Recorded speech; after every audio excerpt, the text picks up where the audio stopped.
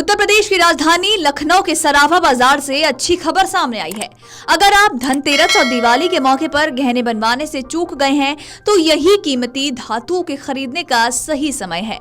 America के राष्ट्रपति चुनाव में डोनाल्ड ट्रंप की जीत के बाद से सोने और चांदी के रेट तेजी से गिर रहे हैं।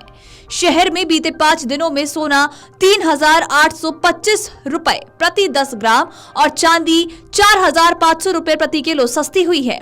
इसी बीच सहालग भी शुरू हो गए हैं। ऐसे में सराफा व्यापारी इसे सोना चांदी खरीदने का स्वर्णिम अवसर मान रहे हैं।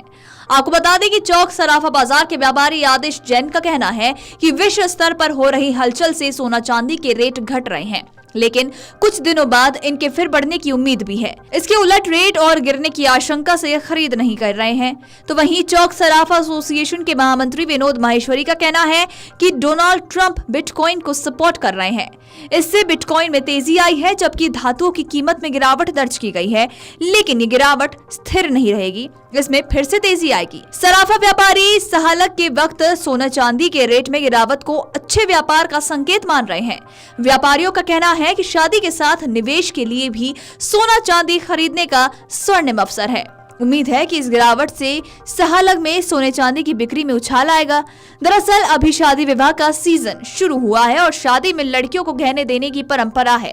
ऐसे में दाम में कमी से खरीदारों की संख्या में इजाफे की उम्मीद भी जताई जा रही है।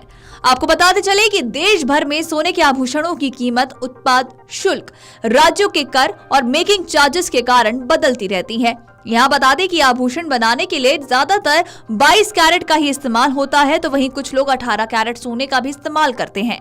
आभूषण पर कैरेट के हिसाब से हॉलमार्क दर्ज होता है।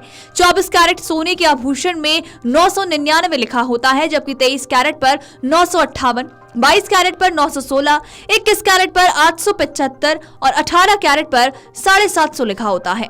गौरतलब है कि घरेलू मार्केट में सोने का ये दाम 3% जीएसटी और मेकिंग चार्ज के बिना है। मेकिंग चार्ज अलग अलग होते हैं और इसके चलते देश के तमाम शहरों में सोने की कीमत में बदलाव देखने को मिलता है। बता दें कि इस साल सोने की कीमतों में बड़ा उतार चढ़ाव देखने को मिला है।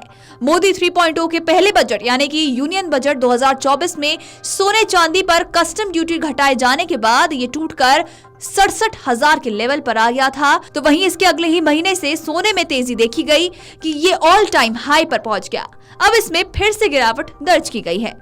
न केवल सोने की कीमत बल्कि चांदी की कीमत भी बीते सप्ताह तक धीमी पड़ी है। इसकी कीमत में गिरावट पर गौर करें तो 11 नवंबर के MCX पर 1 किलोग्राम चांदी का दाम 89,182 रुपए था, जो कि सप्ताह के आखिरी दिन तक 88,421 रुपए प्रति किलो तक आ गया था। यानी सिल्वर रेट में प्रति किलो चांदी 761 रुपए तक सस्ती हुई है। आज अगर सोमवार की बात करें तो सोमवार को फिर सोने की कीमतों में बदलाव देखा गया है। सोने के दामों में 660 प्रति 10 ग्राम का उछाल आया है, लेकिन चांदी के भाव में कोई बदलाव नहीं आया है।